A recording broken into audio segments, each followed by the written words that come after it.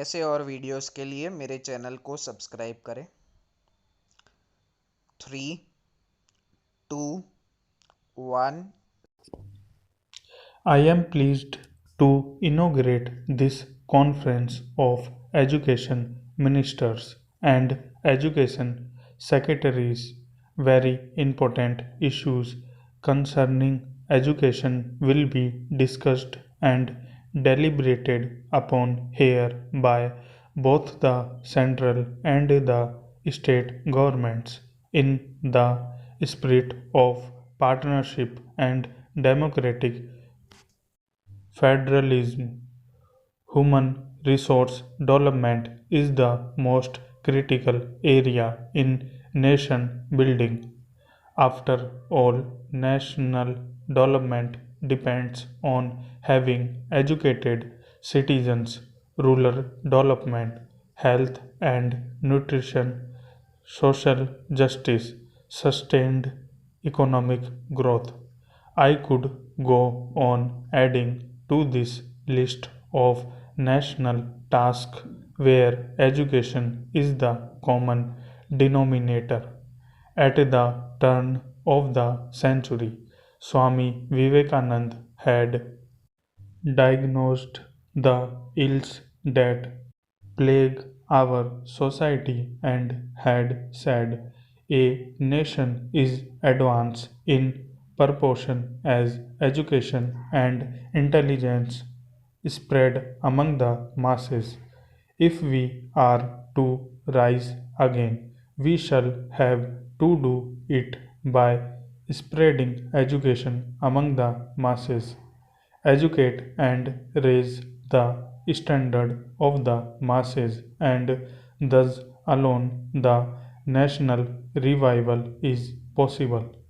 After independence, India has posted significant achievement in education, yet our efforts have fallen short of what nation building demands. Professor Amartya Sen, this year's Nobel Prize winner in economics, says that governments in developing countries, including ours, have intervened lot to solve problems in the economic and business sectors. However, they have not intervened enough in the social sectors of health and education. This is a valid criticism.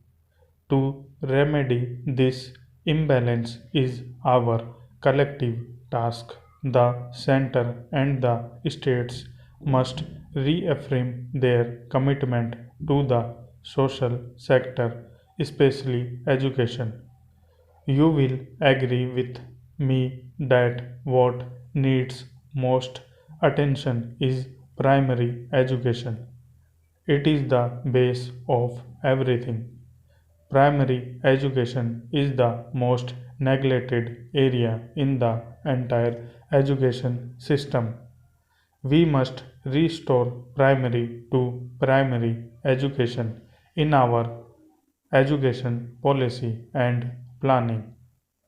Primary education needs more money.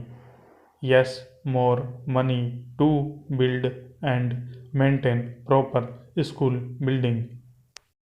Equip them with books and blackboards and other instruments of teaching, and money also to convert single teacher schools to multiple teacher schools.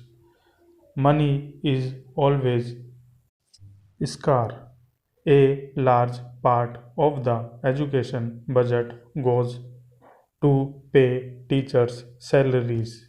With the recent increases in their pay, there will be even less money for the other equally important items. We therefore need to look at other sources of funding. Private enterprise is now entering professionally education. Can we not come up with innovative ways that attract people to contribute to primary schools. More than money, primary education needs better administrative and managerial skills and, of course, a far stronger political will. It is said that this most important area of nation building does not attract the best and the brightest administrators. Other departments are considered more glamorous. Primary education is often not the first choice of those who are assigned there. This must change. The most important thing that we can do to improve primary education is to ensure that the best administrators are applying their minds to improve the primary education system. I have some other thoughts that I would like to share with you on the subject. While governments have done a lot to improve teachers' salaries, they have neglected the task of improving their working and teaching environment. Teachers' views are often ignored or not even sought in education planning.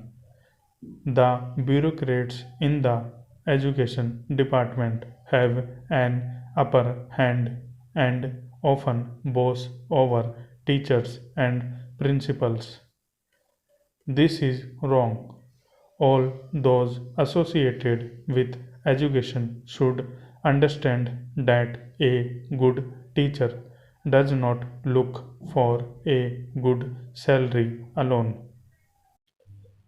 He values even more a better working environment where he feels that he is valued and has a say in the running of his institution.